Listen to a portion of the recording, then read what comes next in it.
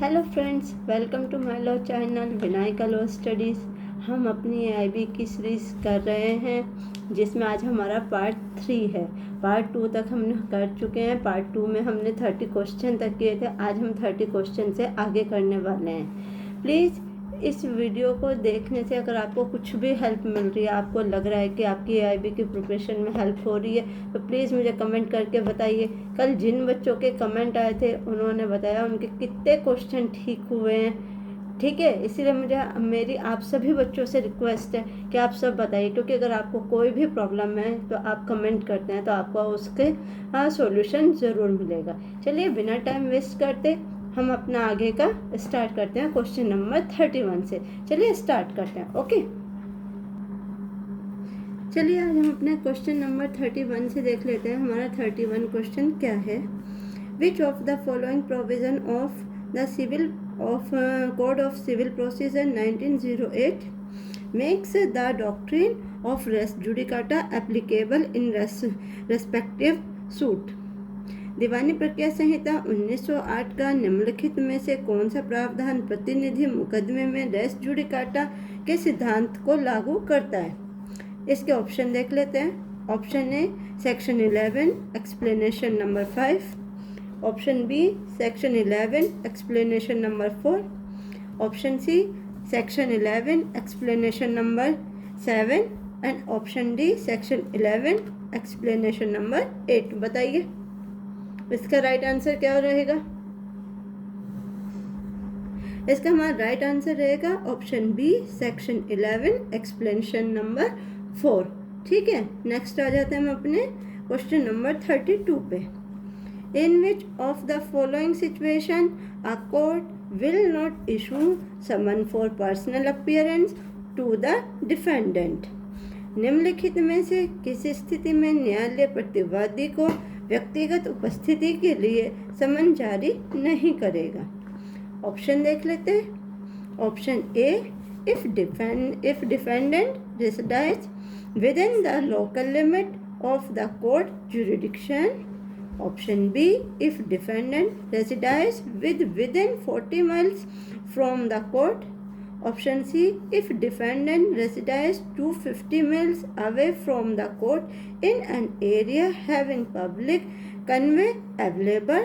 And option D woman to whom section 132 of the Civil Procedure Code 1908 does not apply. Hindi में देख लीजिए। Option ए यदि प्रतिवादी न्यायालय के अधिकार क्षेत्र की स्थानीय सीमा के बाहर रहता हो।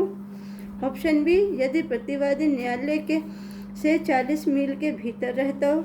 ऑप्शन सी यदि प्रतिवादी सार्वजनिक वाहन उपलब्ध होने वाले क्षेत्र में न्यायालय से 250 मील दूर रहता हो। ऑप्शन डी महिला जिस पर दीवानी प्रक्रिया संहिता 1908 की धारा 132 लागू नहीं होती। बताइए इसका राइट आंसर हमारा क्या रहेगा 32 का? जल्दी जल्दी बताइए। इसका हमारा राइट आंसर रहने वाला है option C if defendant resides 250 miles away from the court in the area having public convey available. ठीक है, नेक्स्ट आ जाते हैं हम अपने क्वेश्चन नंबर 33 पे। In which of the following situation plaintiff is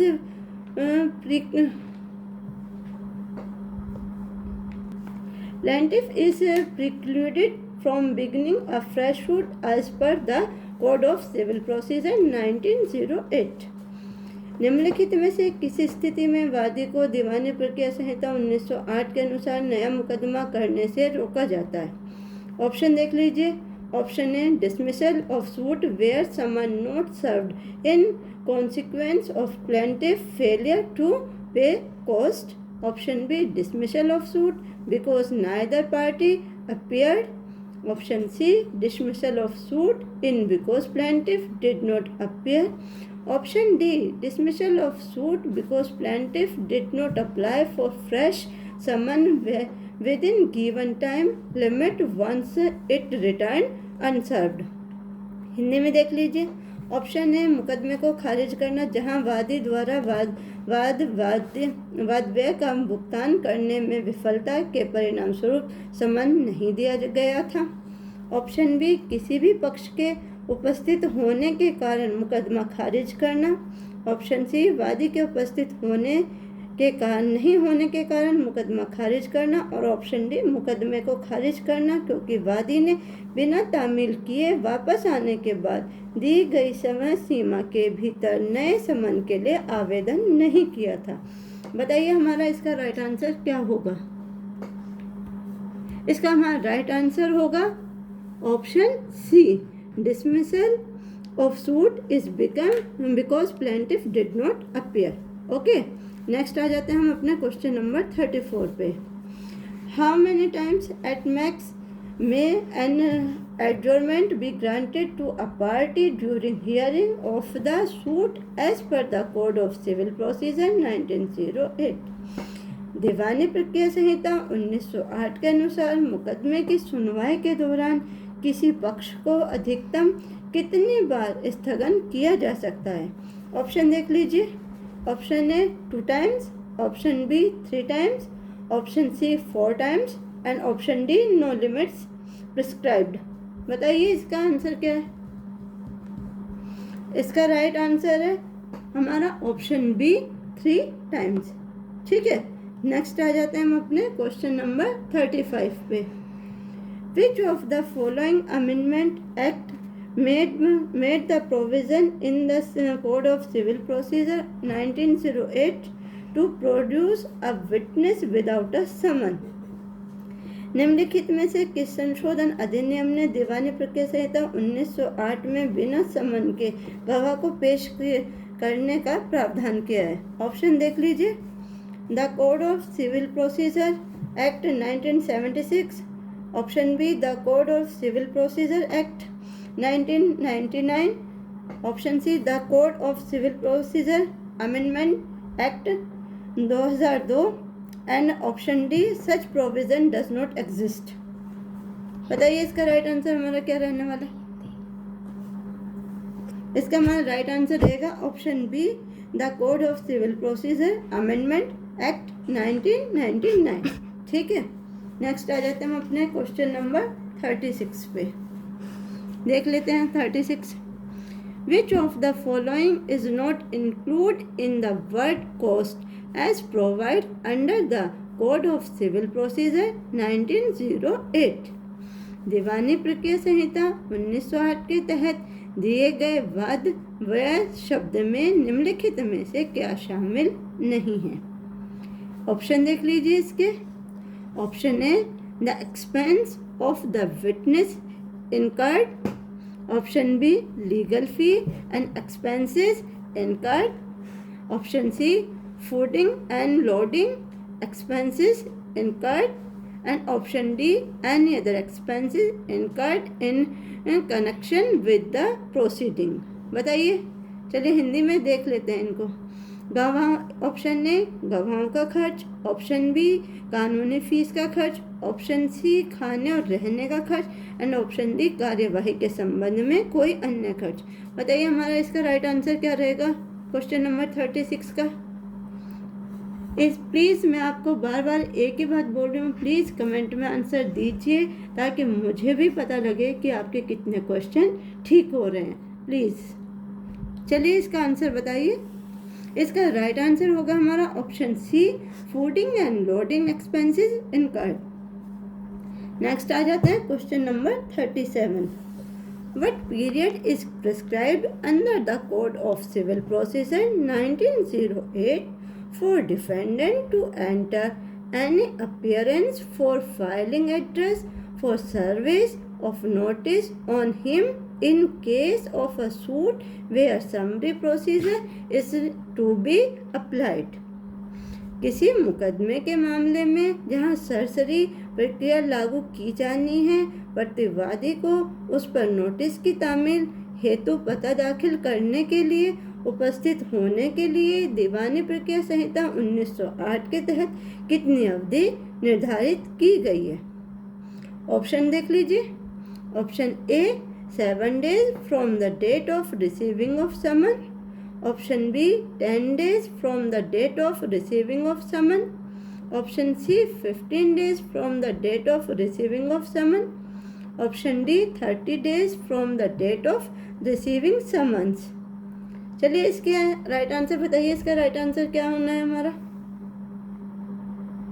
इसका हमारा राइट आंसर रहेगा option B 10 days from the date of receiving summon. ठीक है, नेक्स्ट आ जाते हैं क्वेश्चन नंबर 38।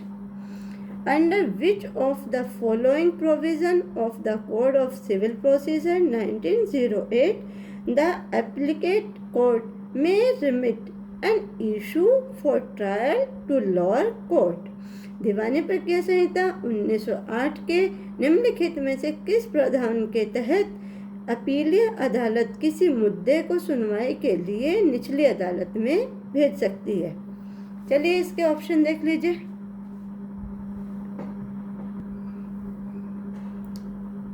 इसके हम ऑप्शन देख लेते हैं। Option A order 41 rule 23, option B order 41 rule 23A, option C order 41 rule 24 and option D order 41 rule 25।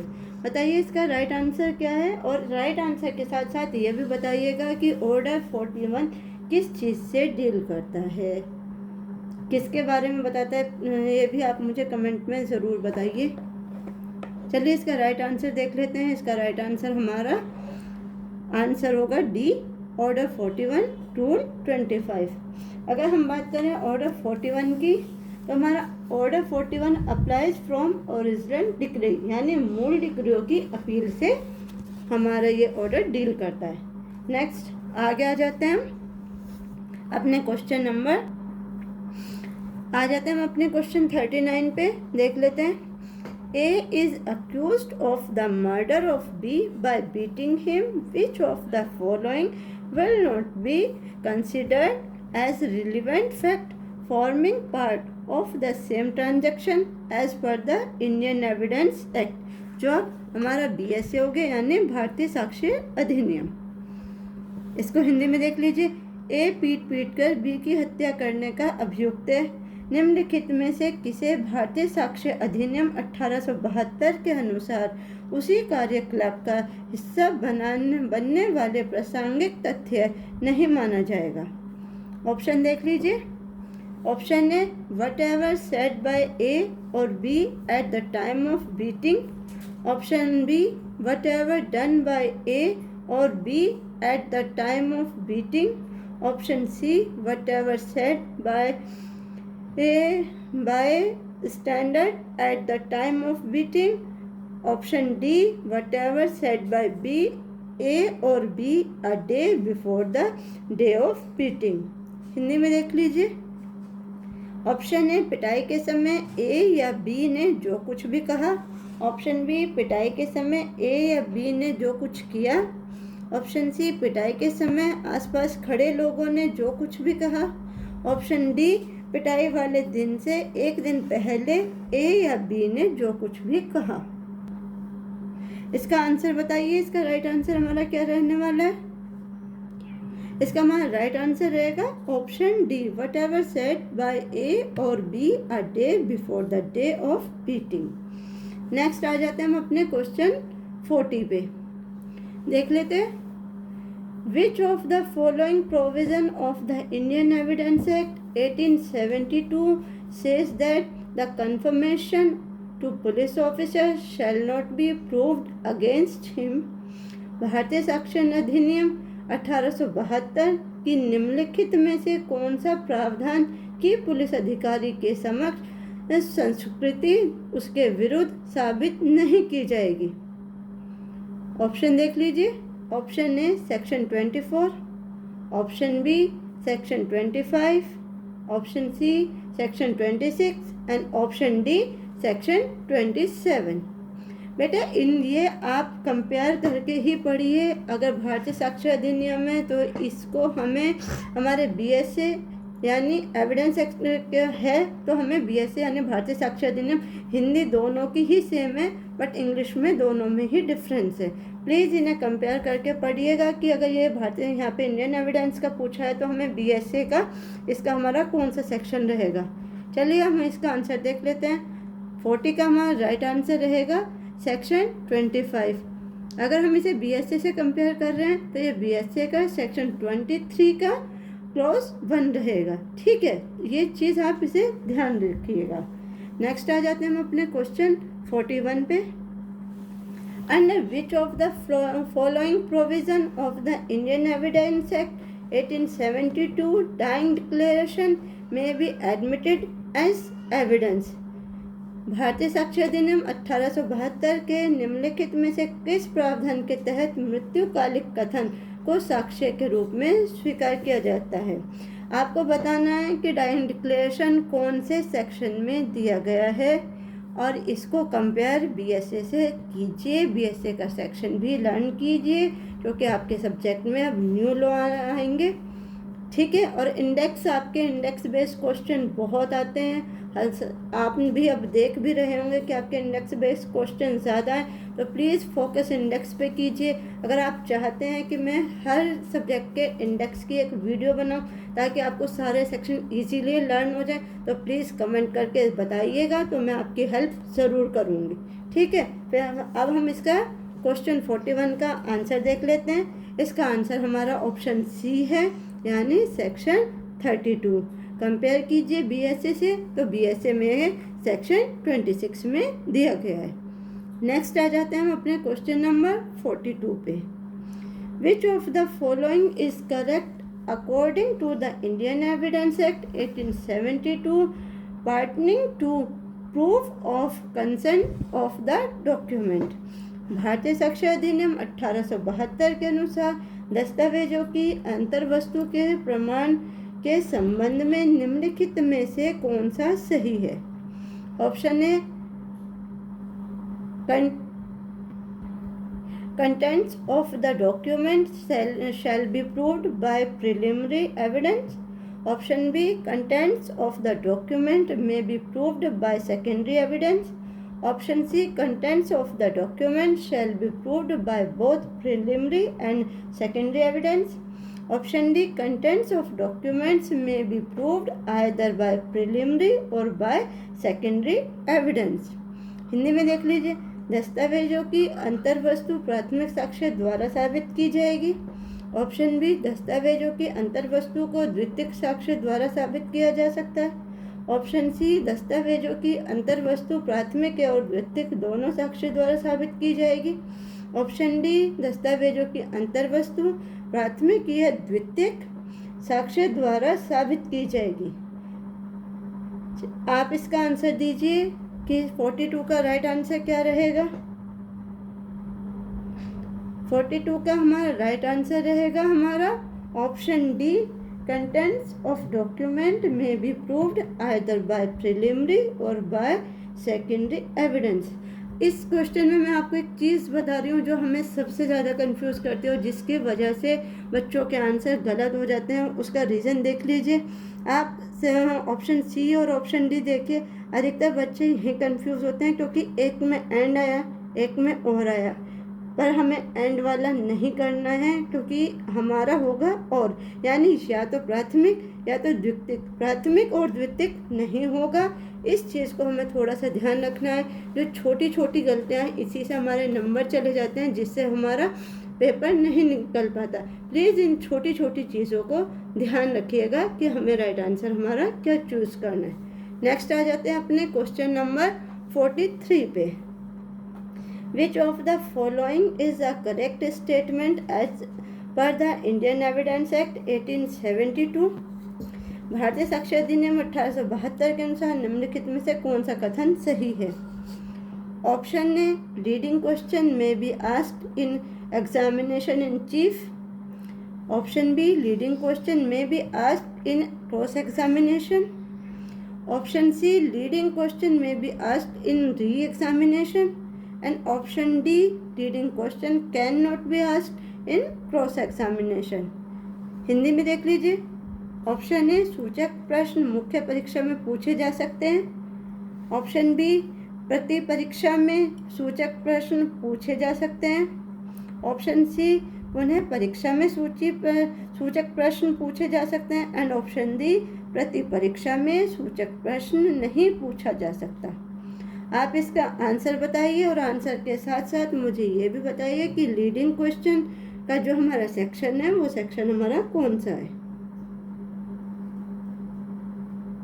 इसका हम अपना राइट आंसर देख लेते हैं। इसका हमारा राइट आंसर हमारा ऑप्शन बी है, leading question may be asked in cross examination. हम इसे अगर इंडियन एविडेंस में देखते हैं लीडिंग क्वेश्चन, हमारा लीडिंग क्वेश्चन 144 में दिया हुआ है। अगर हम इसे कंपेयर कर लेते हैं हमारे बीएससी से तो ये 146 में दिया गया है। आप कंपेयर स्टडी करते रहिएगा, क्योंकि देखिए दोनों के आपको आंसर आने चाहिए, दोनों लॉ से आपको पता होना चाहिए कि अगर आपके एग्ज़ाम में कुछ भी आ जाता है तो आपको उसमें कोई प्रॉब्लम नहीं होनी चाहिए। आपको कंपैरेटिव स्टडी इसीलिए कराई जा रही है ताकि आपको ये पता लग जाए कि हमारे दोनों लॉस ही अच्छे से तैयार होने चाहिए। मैं आपकी पूरी स्टडी के लिए आपके साथ हूँ, आपके एग्ज़ाम टाइम तक आपके साथ हूँ। अगर आपको कोई भी ऐसा सब्जेक्ट है जो आपको समझ नहीं आ रहा है और आप चाहते हैं कि आपको उसकी पूरी ही स्टडी हो जाए, उसका मतलब कि कोई भी ऐसी चीज़ है जो आपको परेशान करे, प्लीज़ कमेंट में बताइए ताकि आपके लिए उसके क्लास अलग से कराई जाएगी। एक चीज़ मुझे आप बच्चों से और भी बोलनी है, अभी तो हमारी AIB की प्रीवियस ईयर्स की प्रैक्टिस चल रही है, बट इसके बाद मैं आपको वो सब क्वेश्चन भी करा दूंगा जो क्वेश्चन आपको शायद किसी भी जो क्वेश्चन बैंक आते हैं उसमें नहीं मिलते, वो क्वेश्चन जो अधिकतर आते हैं। इसलिए प्लीज़ बने रहिएगा, हमारे साथ रहिए। आपको क्लास अच्छी लग रही है, चैनल को लाइक कीजिए, सब्सक्राइब कीजिए और सबके साथ शेयर कीजिए ताकि आपके सभी फ्रेंड्स को इन क्लासेस का फ़ायदा मिल चुके। Thank you for today. Okay, good bye.